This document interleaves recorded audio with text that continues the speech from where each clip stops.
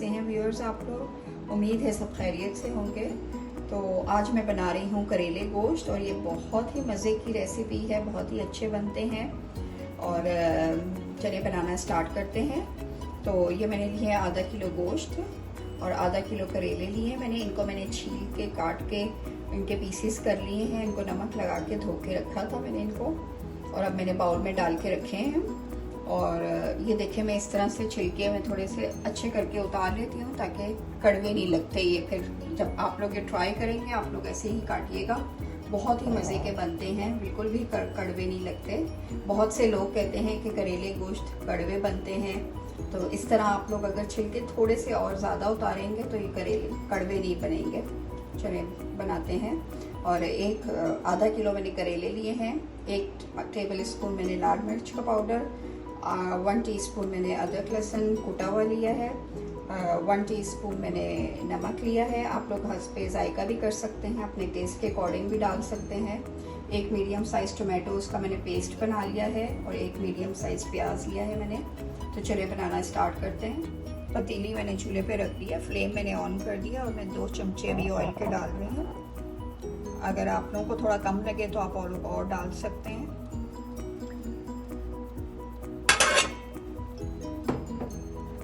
प्याज डालूंगे,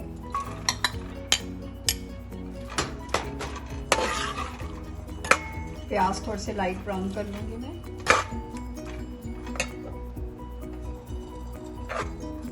फ्लेम मैंने मीडियम रखा हुआ है। ये प्याज लाइट ब्राउन हो गए हैं। मैं इसमें अदरक लहसुन डालूंगी, कुटा हुआ अदरक लहसुन, नमक डाल रही हूँ, ये अकॉर्डिंग टू टेस्ट भी डाल सकते हैं।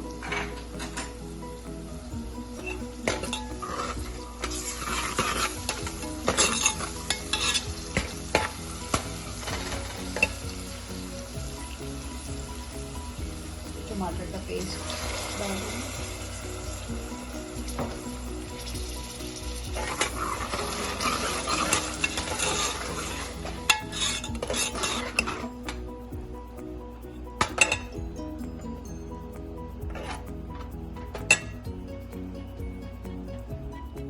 इसको 5 मिनट्स कुक करके टमाटरों को फिर मैं इसमें गोश्त डाल दूंगी। ये टमाटर 5 मिनट मैंने कुक कर लिए और अब मैं इसमें गोश्त डाल दूंगी।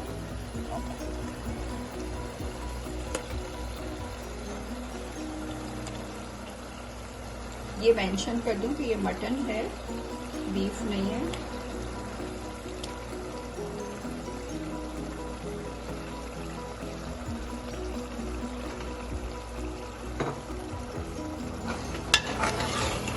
तो जरा से 5 मिनट कुक करके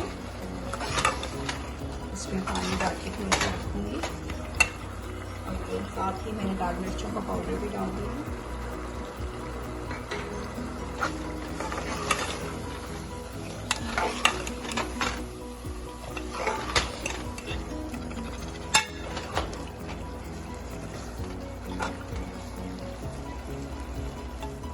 ये 5 मिनट्स मैंने इसको कुक कर लिया और अब मैं इसमें पानी डाल के इसको गलने के लिए रखूँगी। 1 कप में पानी डाल दूँगी।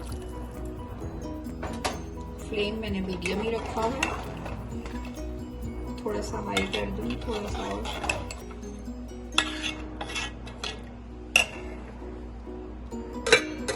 मैं गोश्त को चेक कर रही हूँ कि गल गया है या नहीं गला। तकरीबन 25 मिनट्स होने वाले हैं इसको रखे हुए। थोड़ी सी बस कसर है इसमें गलने में, थोड़ा सा भी 10 मिनट्स और पड़ा रहेगा। 7 to 10 मिनट्स तो ये हो जाएगा। और दूसरी मैंने पैन फ्लेम पे रख दिया है और मैं इसमें 2 to 3 टेबल स्पून ऑयल डाल रही हूँ। और इसमें मैं करेले डाल दूंगी।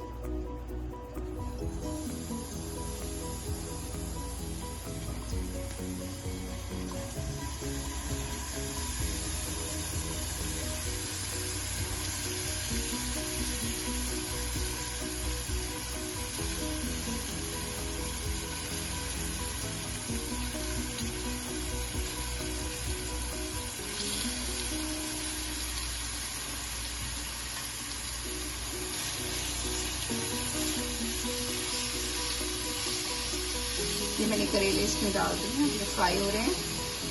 इनको तकरीबन 10 मिनट्स लगेंगे फ्राई होने में। 10 मिनट्स बाद मिलते हैं। ये 10 मिनट्स हो चुके हैं और करेले फ्राई हो गए हैं। इनको अब मैं उसमें डाल दूंगी देगची में। ये गोश्त भी गल चुका है और अब मैं इसमें करेले डाल दूंगी।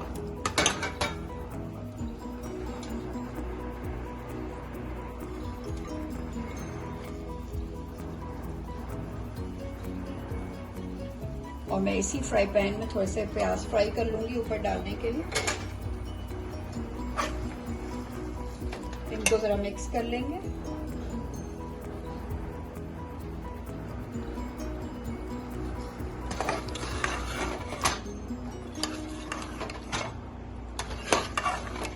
प्याज फ्राई करके मैं ऊपर डाल दूंगी। अभी इस पे ढक्कन रख देते हैं। ये 1 टेबलस्पून ऑयल डाल रही हूँ और इसमें मैं प्याज फ्राई कर लूंगी।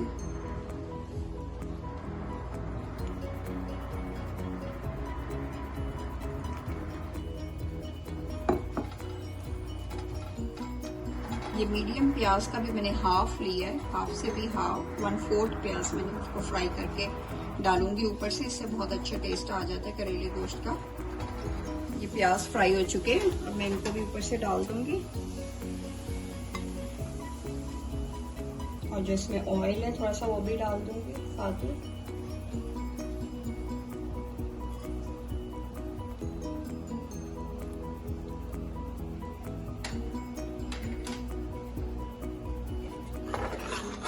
अब मैं इसमें एक चम्मच मिला के हाफ कप डाल रही हूँ पानी का।